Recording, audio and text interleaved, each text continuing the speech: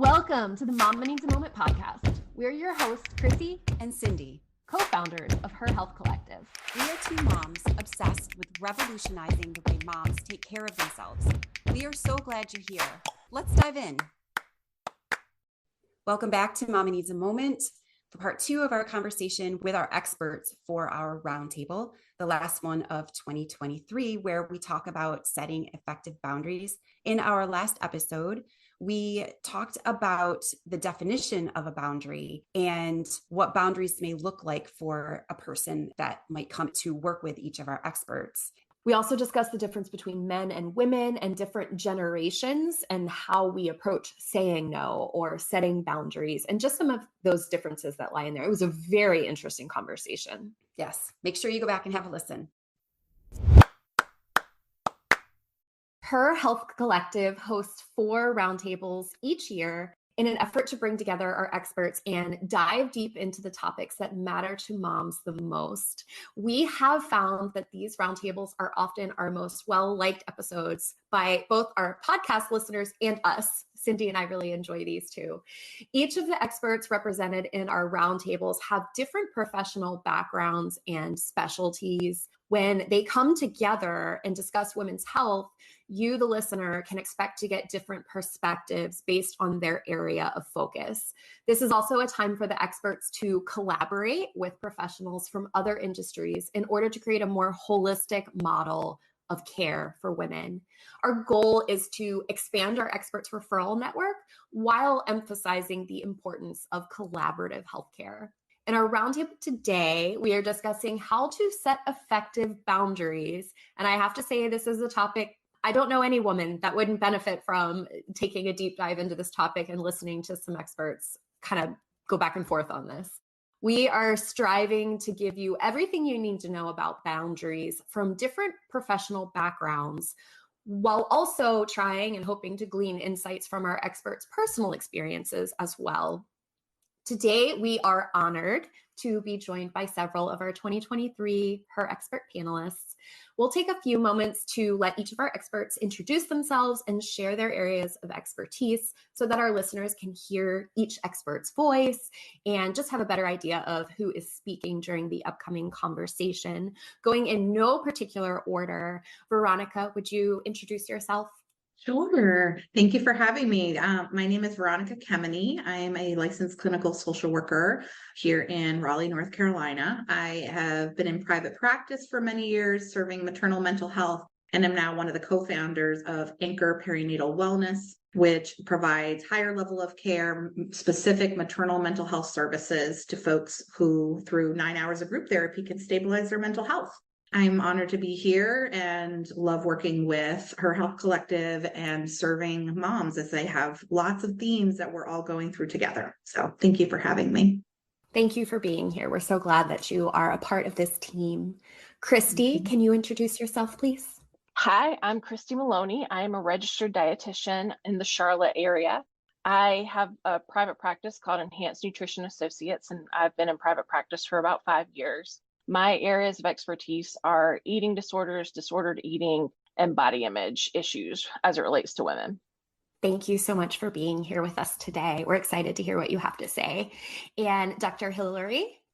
Hi, I'm Dr. Hillary Manzik, and I am a licensed clinical psychologist here based in North Carolina in Holly Springs. And my specialties in my private practice are perinatal mental health and parenting. And I actually also do separate parent coaching. I have a podcast called Raised Resilient with Dr. Hillary, and I have a group coaching program for parents of highly sensitive kids who are struggling. Thank you so much for being here. We know that you're going to have so many insights to share on this topic.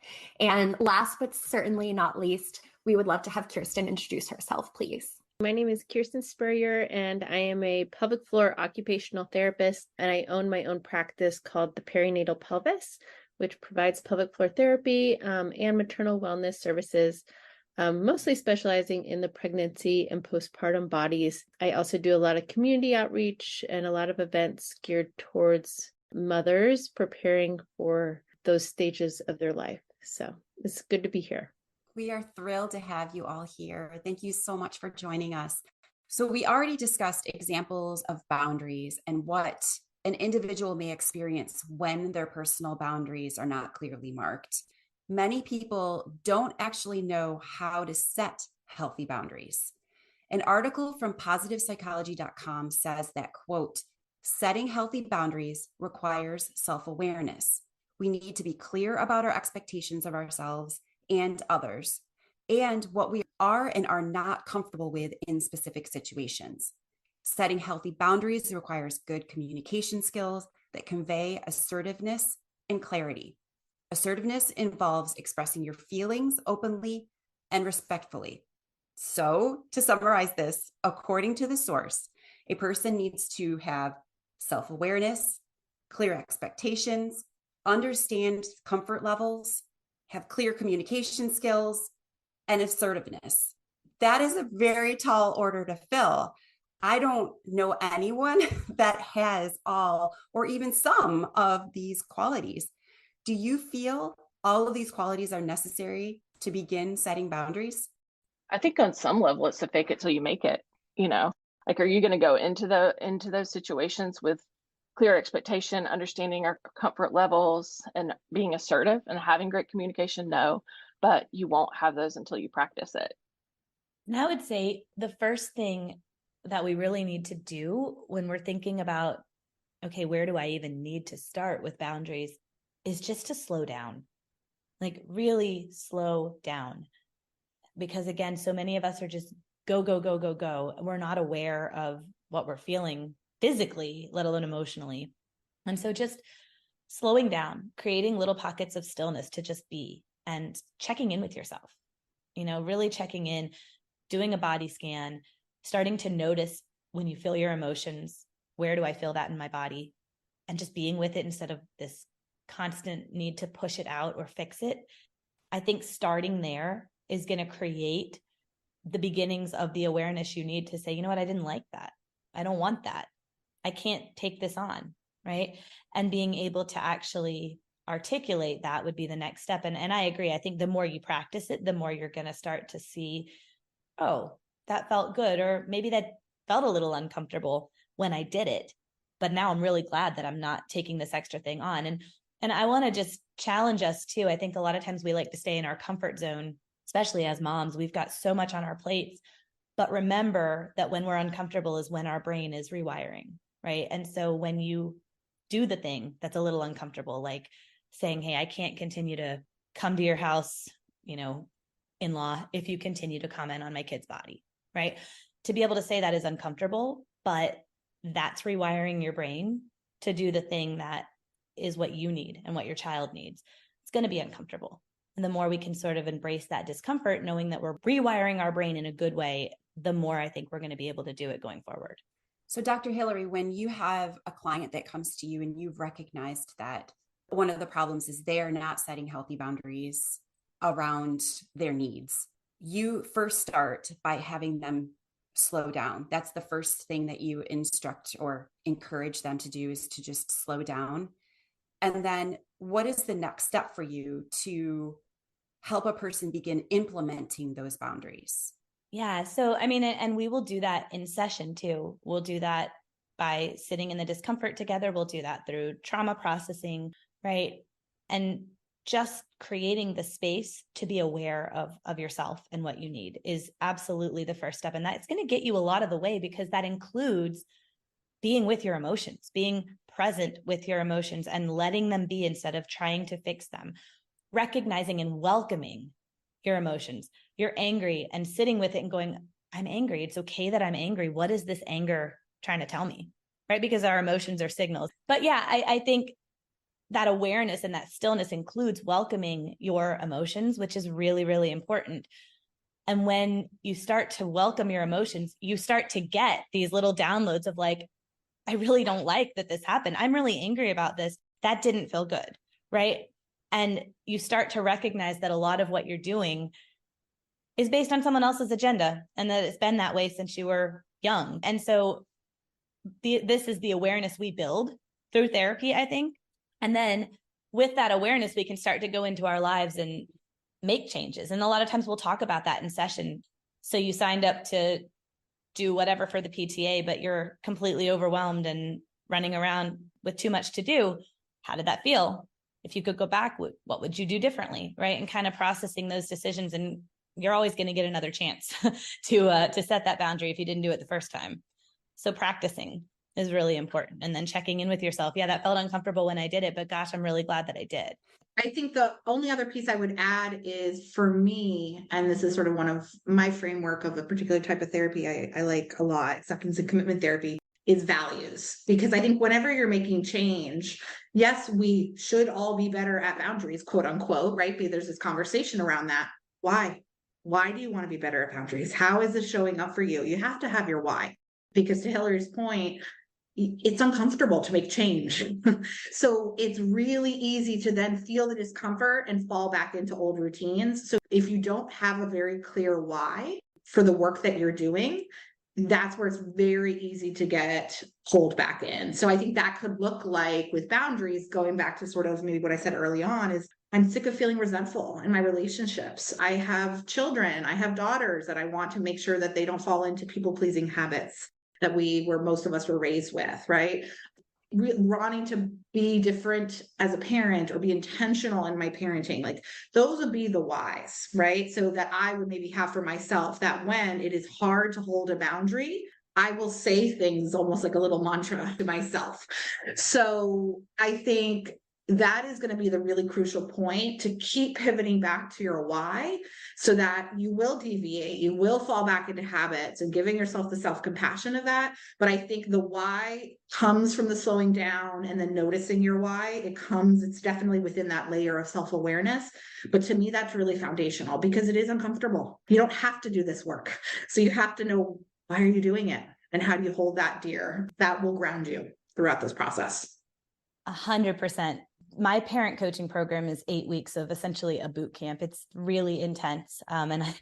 In building it, I don't think I realized it would be so intense, but it kind of has to be, in terms of like, we're actually really changing how we're showing up. And the very first thing we do is a why, because parents come to me because parenting's not feeling good. It's not feeling good for their kids. Like, it doesn't feel good to punish your child. We do it because we're on the back foot. We don't know what to do. We're reactive, but it doesn't feel good. That doesn't help the relationship, right? So parents come to me because parenting doesn't feel good. And so I tell them, this is going to be really uncomfortable. It's going to challenge some things that you've been taught implicitly since you were born. And so why do you want to make this change? What's your vision, right? What relationship do you want with your child? And so often it's not just, I want ease with my child, but it's also, I don't want the relationship for my child to have the relationship with me that I did with my parents or whatever, right? I don't want my child to learn that they can't say no when they feel like they need to. And so that's a really powerful why to do this really uncomfortable work. So I completely agree. That's really important because you're right. Like, it's comfortable to stay where we are. So if we don't have to change, why would we? Well, there's usually some benefit to us. I mean, there obviously is, but there's usually benefit that we can latch onto even before we've shifted. You've all actually shared a few things to expect when you start to implement the boundaries, because this is a different behavior that we'll be taking on. So you've mentioned, be prepared for setbacks, make sure you have your why, make sure that you're focused. Are there any other hurdles and challenges that we should let our listeners know to be prepared for, that they may need to overcome? One that pops into head that I'd love for you to comment on is the reaction we get from other people. So if you could talk about that, because we get pushback. This comes up so much with parents because we take the kid off the couch, and what does the kid do? The kid's not, oh, thank you so much, mommy, you just kept me safe. No, the kid's like having a tantrum, right? And so we, as a society, we've been raised to be really uncomfortable with emotions, because what happened when we had an angry outburst as a kid? We were punished. What happened when we cried? We were told to either toughen up or it's okay, you're fine, right? So we were taught implicitly that emotions are not safe and we need to push them away. So when other people show emotion, we are hella uncomfortable, right? And so we don't want to sit in that. And that is the biggest thing that I see come up in parenting, is that we're uncomfortable with our kids' emotions. And so a lot of times we don't set those boundaries because we don't want to deal with the fallout. So getting comfortable in the discomfort with your child. And I would say same thing when you're setting a boundary with an adult, right? You set that boundary with your in-laws, saying like, I can't continue to spend time with you if you're going to treat my child like this, for example.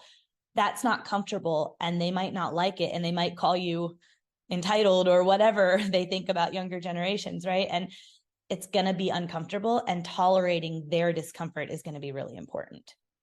Yeah, I think as, we're talking about having conversations as, kind of where we're sandwiched now, late 30s, 40s, like kind of moms, I think we did grow up and a lot of times with people making comments on our bodies and that kind of thing. And especially with maybe baby boomers being less inclined to be in touch with their emotions and kind of having some of their thoughts challenged on bodies and what the perception should be.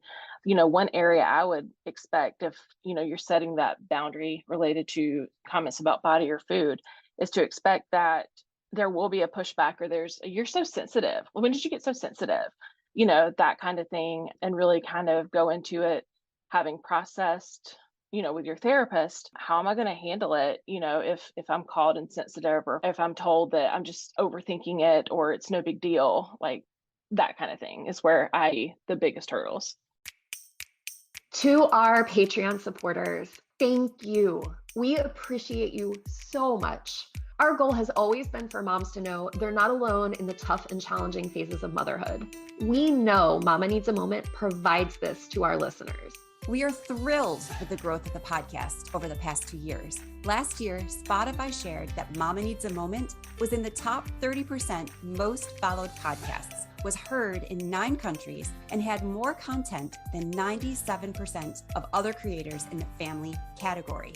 We have recently launched a Patreon account for Mama Needs a Moment. This is a great way for you to provide additional support to HER Health Collective. We've set up 3 options for Patreon supporters, each with its very own perks, such as special events, discounts, and bonus content from each and every podcast guest that is available only to our Patreon supporters. Will you become a Patreon supporter? It would mean the world to us. Yeah, I think, a lot of us brought up therapy as an avenue for this work. And as a therapist, I would say I would have to agree. This is really deep work. And there's lots of wonderful resources out there through books and podcasts, like we're doing right now. And it kicks up a lot. And so you can probably access those top couple of layers, but this is really deep work. So definitely thinking about what is the avenue to do this work for yourself. And so ideally, I think with a therapist, even for a few short weeks to set the groundwork and then having some clear sort of benchmarks to keep doing the work on your own is important. I agree. I think the pushback from others is really important to normalize. Going back to the why of, I'm doing this because of these reasons, and I'm prepared for the pushback. Everyone's more comfortable in what's predictable, right? Human behavior. So it's really, whether it be you're saying no to that candy bar at the checkout line, just know you're going to have a tantrum, but know that you are parenting with more intentionality, right? But same with adults. Adults like what's familiar too. And so coming back to your why, the bigger piece, and expecting and even coping ahead, which could look like, what am I going to say to myself when my, partner pushes back? What am I going to say? How I'm going to calm myself down? What am I going to outwardly say if they challenge me on something, right? So some of that might be actually having the language for yourself or for others ready to go. I deal with folks who are having really chronic and sometimes acute mental health issues, even something as like a boundary of, hey, I've been really struggling with depression and I'm going to a friend's wedding and people know I've been struggling, right? What am I going to say? Well, let's plan for that. People are going to say, how you been? Isn't this the happiest time of your life with a new baby? How answer, So having sometimes things ready to go, because it does kick up a lot of emotions in that moment, you might freeze. So sometimes coping ahead for the pushback and noticing what you do feel comfortable sharing and what a boundary statement might look like, right? So with that example of, it's had its ups and downs, but thanks for asking, right? Someone you don't know well, it's okay to just gloss over. Not everyone is going to know the intimacy of how you're doing from a mental health perspective. So having some statements ready can get you out of the discomfort in that moment. And most of us know our loved ones well enough to say, oh yeah, my mom's going to react that way. My brother's going to react that way, things like that. So plan ahead, have some statements ready to go, and have the kindness, self-compassionate statements for yourself that bring back your why. So it grounds you again in why you're doing the work. I'd just like to add, you don't have to address everybody, right? Like you can start by just working on your partner. Get that your partner is your ally in your boundary as well. And then maybe go to your parents or your in-laws or your friends around you. So I help a lot of pregnant moms and kind of through their delivery, then postpartum. During pregnancy, we really talk about, okay, how do you imagine the first few weeks postpartum going? Can you picture how that looks? Who's there? Who's doing the grocery shopping? Who's holding your baby? How long are people staying at your house? How many visitors are you having? And just trying to like bring up conversations and topics that many don't think about. They're just like, oh, well, people are just going to come over. My mom's just going to come. As like, okay, now are you okay with that?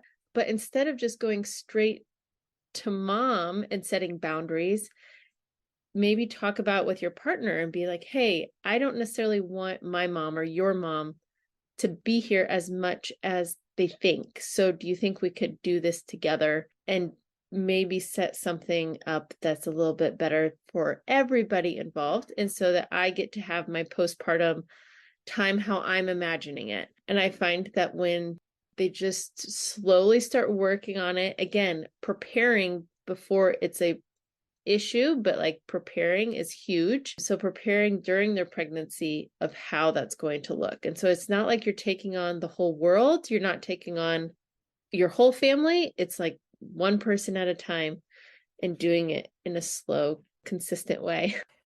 So helpful, everyone. Setting boundaries is something that really does take a lot of forethought and planning and gumption and follow through. Our beloved Brene Brown says, daring to set boundaries is about having the courage to love ourselves, even when we risk disappointing others.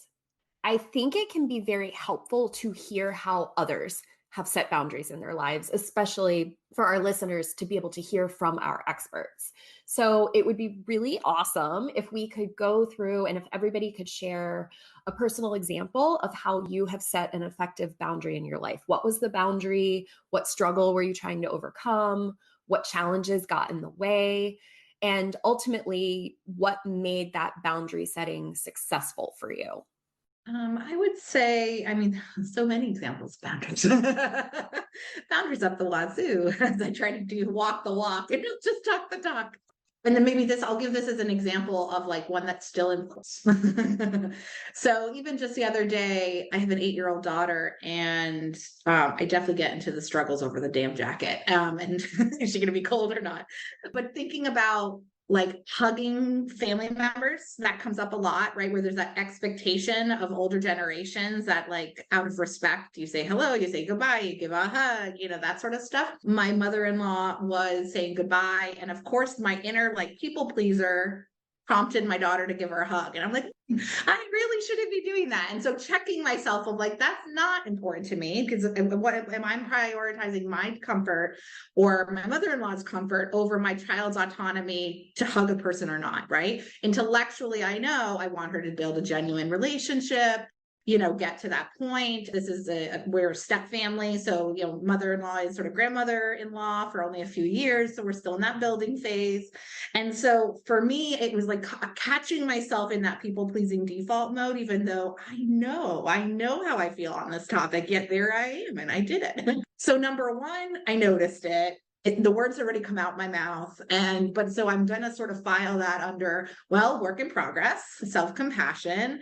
I could have a conversation with my daughter about, I know sometimes people expect hugs from us and it's always up to you to have, decisions about your body, hey, we're still getting to know our family, things like that. So that is definitely a work in progress. So that is an example of one of mine. That seems small and trivial, but comes up a lot, especially with other generations around how they expect kids to be respectful, right? Yeah, I'm with Veronica. So many examples that come to mind, but one that I talk a lot about with the parents I work with, because, part of parenting is that we have to, not just nice to have, be filling our own cup in order to show up. If we want to show up in a way that feels good for us and for our kids, we have to care for ourselves. It's not nice. It's not luxurious. It is a must. And so one of the things I do to care for myself is I walk an hour a day. I try, there's days it's a little shorter, but for the most part, that's something that I do because I feel best doing it. And that requires, I've got 3 kids, whoever's stroller age at that point in time to be in the stroller for me to actually get exercise, because what do toddlers want to do? They want to smell the flowers, which is great. And it's important to build in that time. But when I'm doing my walk, that's for me. And so with all 3 of my kids, they all go through a phase, all kids, where they're done with the stroller. They recognize they can walk and they want to be out. And so I've had to set that boundary of, I can't let you right now. This is really important for me to move my body.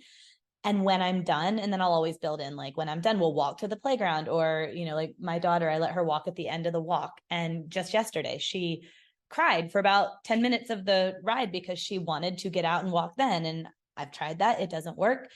And so I just held space for her until it was time for her to get out. And she did get to get out and have her little walk at the end. But that's just one example where I had to prioritize my own well-being, even though my kid didn't like it. And yeah, there's a need for them to go and explore. And so creating that time, I think, is really important. But also, we need to make sure that we're getting our needs met, or we can't be there for them.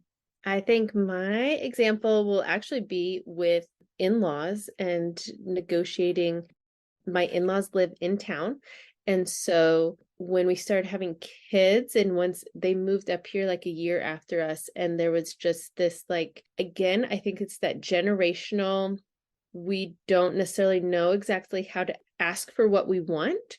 And so they would like plan things and be like, we're doing this, instead of, hey, would you like to join us? It was this expectation that we would always like come.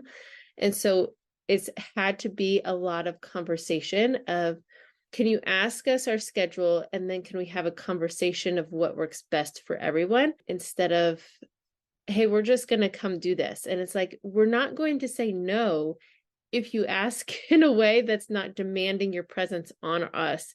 But I think there was so much fear that we were going to say no, and they really didn't know to ask for what they wanted. And so it's been a hard conversation and journey to get to, in terms of summer vacations or where we're spending Thanksgiving Day, whatever it is, to, okay, what do you want? Then you ask for what you want, and we can respond with what we want, and there can be a conversation.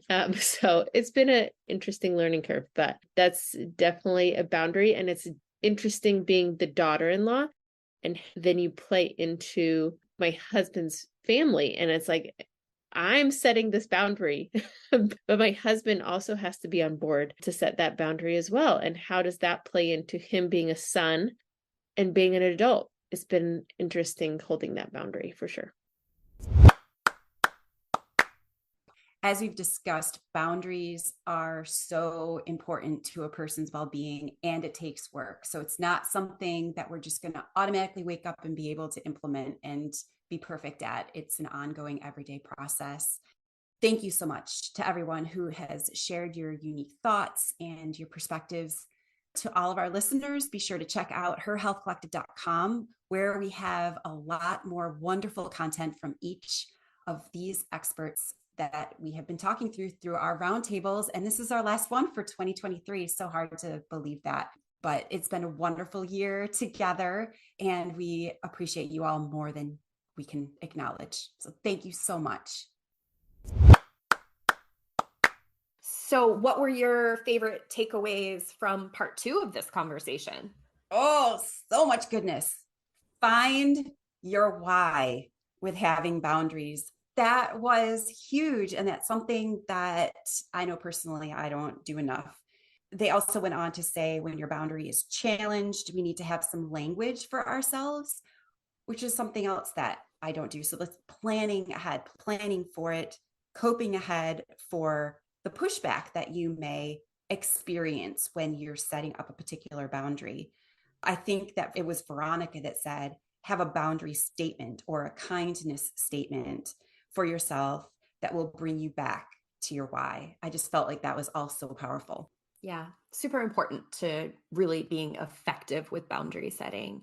I think for me, one of my biggest takeaways was, when it comes to setting boundaries, there's this need to slow down.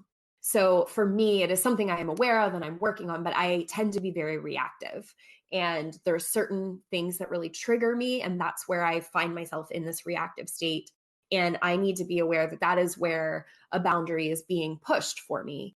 And I loved this idea of slowing down, checking in, noticing, building that awareness, because we do spend so much time in fight or flight. And if we're just reacting to everything, it's going to be impossible to set an effective boundary. So just the message to slow down really resonated. That kind of hit home for me. It really resonated. And she talked about, this was Dr. Hillary, she talked about this constant need that we have to fix it, to push through, to power through things. And if you know me on a personal level at all, you know that that is very much my personality. So I very much appreciated that messaging. And I also really liked the idea that when we are uncomfortable is when our brain is rewiring. And I think that that's something I want to put that on my mirror and tattoo it on my forehead. Yes. Because when you're uncomfortable, you just want to throw in the towel and say, stop this. I don't want this. I want to be in my comfort zone. But we have to remember that being uncomfortable is what pushes us to reach a new level. And especially with something like setting boundaries, it is uncomfortable. We don't want to set boundaries. That's scary. And we don't want to hurt people's feelings. And we don't want people to not like us, or whatever the case may be. It's hard to do and it makes us uncomfortable. But by doing that and stepping outside of those bounds, we are rewiring our brain and making it so that we are more likely to continue setting effective boundaries as we move forward. So that really resonated with me, just slowing down, being uncomfortable, taking it all in stride. In that space of slowing down is when you can have more self-awareness, which is a lot of what you just said. You get to get more in touch with the feelings inside, because that's where we actually let our boundaries be breached. Is one, we aren't familiar with what our boundaries are, but two, we are reactionary. Yeah, absolutely. And this is another takeaway this is from our bonus episode for our Patreon subscribers. Go listen. This was a really, really great question that we dove into with our experts. But one of the things that was stated was about scrolling social media and how that's actually our brain trying to regulate itself. And I mean, I won't go into the whole conversation and what that has to do with setting boundaries, but it was a really interesting point. And that really resonated with me too, because this is something I very much struggle with. So if you are one of our Patreon subscribers, be sure to go listen to the very quick bonus episode. There's some interesting insights there for you. Absolutely. The 7 main types of boundaries. Who knew? Loved it. High five, friend. We've enjoyed hanging out with you. Follow us so you're the first to know when we drop a new episode. If you've enjoyed your time with us, let us know by leaving a review. We always love hearing from you. Until next time, stay true to you.